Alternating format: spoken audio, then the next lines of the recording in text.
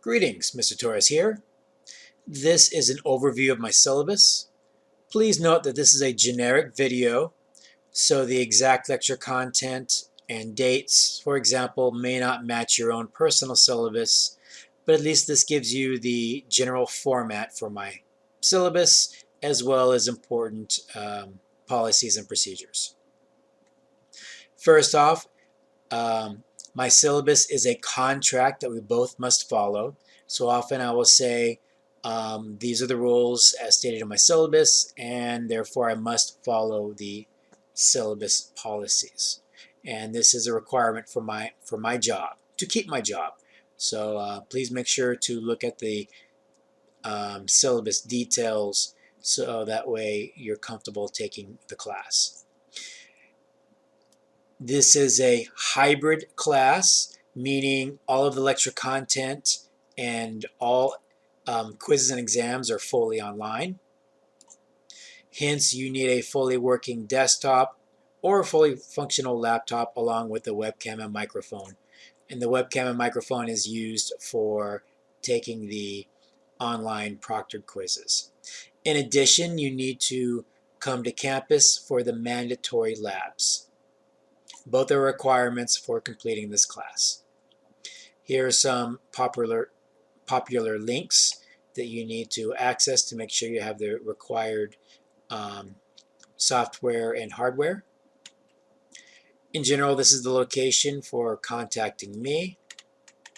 The next part is the complete schedule for the entire class.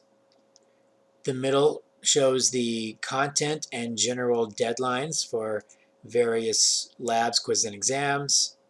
The right-hand side shows the name of the on-campus labs you need to complete. Again, I have it complete for the entire 17 weeks for the course. So make sure you're able to come each of these mandatory labs and you're able to complete all of the online mandatory quizzes and exams by those deadlines. Again, the quiz and exams are proctored online, so you need to make sure that your laptop or desktop is able to run Proctorio, ideally through Google Chrome.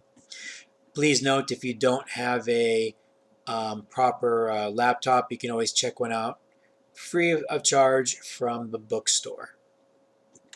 Here are the required materials for the class. Here's the breakdown for the contents of the class: exams, quizzes, discussion boards, and your final exam and lab content.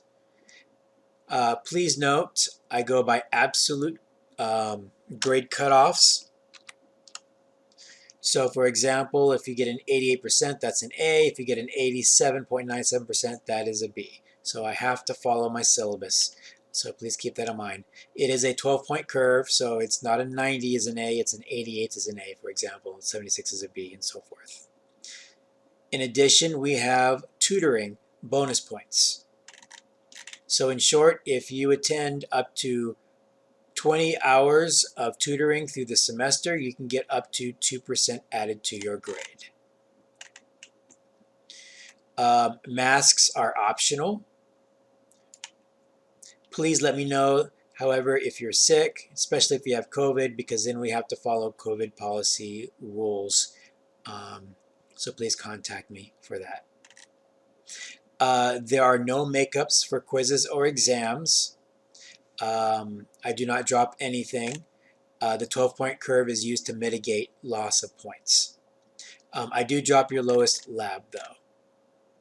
Please note, labs are mandatory, so if you miss more than 2 labs, you could be dropped from the class, because that is a requirement. So here's various content information we'll learn, how much time you have for the quiz and exams, and then various laboratory protocols that you can review. Please note, attendance is again mandatory. Furthermore, you have to make sure you come on time to labs. So I have a 15-minute policy. If you're more than 15 minutes late, then you cannot complete the lab. Or if you leave for more than 15 minutes during the lab or at the end of lab, then you cannot get credit. So mandatory is an important policy, not just by me, but also by the school. They want to make sure you come to a lab and stay there the full time. So please make sure you're available for all 17 weeks for this class.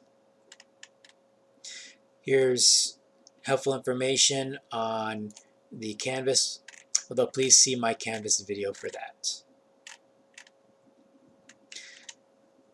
So again, I use Proctorio for all online quizzes and exams, so you need to complete the Proctorio guidelines in order to get credit for your quiz and exams, no exceptions. Please be respectful to me, and I will be respectful to you as well. If I make a mistake, please feel free to let me know. If I'm disrespectful, because it's so easy to be disrespectful through an email discussion board where intent is not really clear, and I'm happy to apologize. I want us all to get along and work well together as we study chemistry together. So please look through the disruptive policies. You will need at least 8 to 12 hours per week to study for this class. If you're taking Chemistry 105, you probably need between 10 to 15 hours. So make sure you have that free time to study for this class. This is a very intense class. It's often rated, in general, the hardest of the undergraduate science classes. So make sure you have maximum time to study for this class. This is the area for withdrawal. With a W and without a W, although these numbers may differ depending on what semester you take in the class.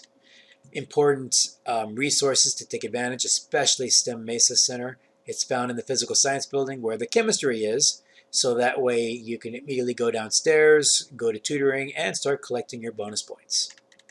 If you're part of the student accessibility services, please let me know ahead of time so we can make the appropriate adjustments.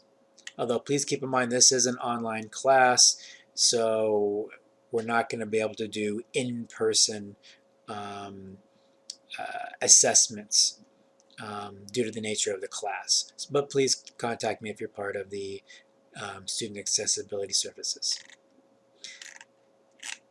So some other miscellaneous information, and this concludes, oops, almost forgot. This at the very bottom is important because you'll be asked to memorize various types of polyatomic ions through the first few weeks, as well as acids later on and elements down the line. So make sure you have the syllabus available since you will be asked to study this. So for example, in quiz 1, and I know I'm getting a little messy here. Let me scroll back down there. So for quiz 1, you're going to be asked to memorize these polyatomic ions along with selected elements. And then as far as polyatomic ions go, I actually have which polyatomic ions you need to memorize respective to the assessment. And then finally, we have optional end of chapter questions. If you buy the textbook is optional, and I do not collect these homework questions. They're just extra questions to practice, although you'll be primarily using my study handout in order to study for the class. And then of course, here's the syllabus. This is the only type of paper that you're allowed to use on your quizzes and exams in general. And essentially, you'd print out a couple of these periodic tables, and then you use the back side of the periodic table as scratch paper. So this concludes the summary of my syllabus. Thank you.